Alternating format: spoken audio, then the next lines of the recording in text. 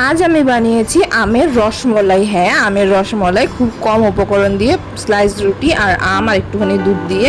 দেখে লোভ লাগছে তো চলো দেখে নিই কীভাবে বানিয়েছি। প্রথমে স্লাইস রুটিগুলো নিয়ে নিয়েছি। স্লাইস রুটিগুলো চেষ্টা করবে যাতে একদম নরম আর আজকের দিনেরই হয়, ফ্রেশ একদম। তারপর সেগুলোকে এক সাইজে করে কেটে নেবে।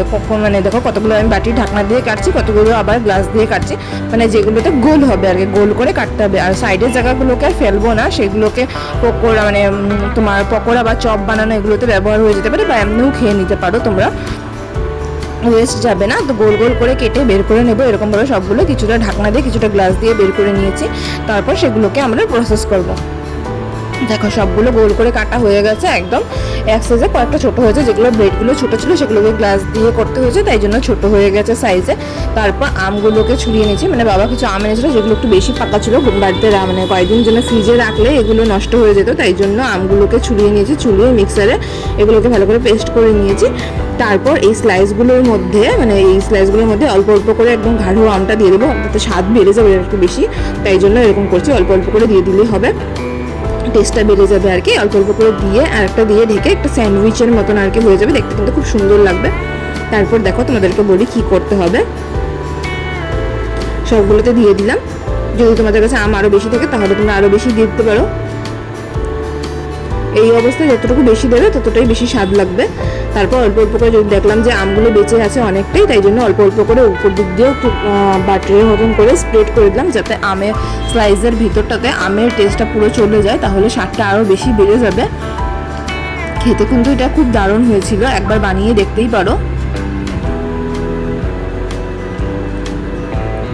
এরকম করে সবগুলো আমি মানে স্লাইসের উপরে আমি আমগুলোকে ভালো করে লাগিয়ে দিলাম। তারপর এবার আমটাকে প্রসেস করতে হবে। আমের মধ্যে অল্প অল্প করে আমি দুধ অ্যাড করব আর ভালো করে মিশিয়ে যেতে হবে।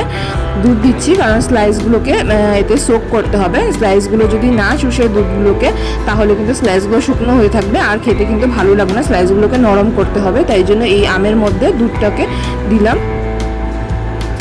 আর শুধু আমের পিউরি দিলে দুধে কিন্তু সোক করবে না, ওর মানে স্লাইসটা কিন্তু সোক করবে না, মানে গাঢ় হয়ে রয়ে যাবে। এর মধ্যে একটু মিষ্টি বাড়ানোর জন্য অল্প করে চিনি দিয়ে দিয়েছে মা। চিনিগুলোও ভালো করে মিশিয়ে নিলাম, যে চিনিগুলো যতক্ষণ পর্যন্ত গলে না যায় ভালো করে। তারপর মিশিয়ে নিয়ে আমি অল্প অল্প করে ওর মধ্যে দেব। মিশানোটা কিন্তু ভালো করে মিশাতে হবে।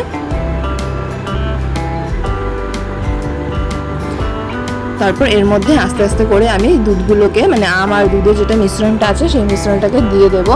যেহেতু দুধের তুলনায় আমটা বেশি রেখেছি যাতে থেকে স্বাদ হয়, তোমরা দুধটা চাইলে একটু বাড়িয়েও দিতে পারো যদি আম কম থাকে তাহলে। দুধটা বেশি দিলে একটু পাঞ্চে পাঞ্চে হয়ে যাবে, তাই জন্য এই করেছি আমি। আর চেষ্টা করবো মাঝে মাঝে মানে দুটো স্লাইস যে জায়গায় জোড়া আছে সেই জায়গাগুলোতে মাঝে মাঝে একটু একটু করে ঢুকিয়ে দেওয়ার, যার থেকে ভালো করে স্লাইসগুলো দুধটা বা আমের রসটাকে ভালো করে চুষে নিতে পারে। তাহলে স্লাইসগুলো নরম হবে, তুলতুলে যতটা নরম হবে ততটাই বেশি স্বাদ হবে। দেখো মাঝখানটা শুকনো রয়ে গেছে, তাই জন্য ফাঁকা করে দিয়ে মাঝে মাঝে ঢুকিয়ে দিয়েছি আমের রসগুলোকে বা দুধটাকে। তারপর আমি আধা ঘন্টা মতনের জন্য আমার এটাকে ফ্রিজে রাখতে হবে হালকা করে। দেখো এবার কিন্তু রেডি হয়ে গেছে। আমি কিন্তু গার্নিশ করার জন্য বাড়িতে কিছু তেমন আমি পাচ্ছিলাম না, সেই জন্য আমি এটাকে উপর দিয়ে গার্নিশ করে নিই। তোমরা গোলাপের পাপড়ি, বাদাম, কিশমিশ দিয়ে তোমরা এটাকে গার্নিশ করতে পারো, দেখতে কিন্তু খুব আরও সুন্দর লাগবে। বা কেসের যদি এটাকে তোমরা দিতে পারো উপর দিক দিয়ে। তারপর এটাকে আধা ঘন্টা থেকে 1 ঘন্টার জন্য ফ্রিজে রেখে দিয়েছি, খুব ঠান্ডা ঠান্ডা। তারপর বিকালবেলা এটাকে খেয়েছি। দেখো দেখতে কি সুন্দর লাগছে আমের রসমলাই। কেমন লেগেছে তোমাদের ভিডিওটা জানিও। আর দেখো কাটছি কি নরম তুলতুলে একদম হয়েছে, একদম মনে হচ্ছে যেন আমের একটা টুকরা বড় নিয়ে নিয়েছি আমি। আর তোমাদেরকে দেখো তুলে দেখাচ্ছি, ভিতরটা দেখো কত স্পঞ্জি সুন্দর হয়েছে।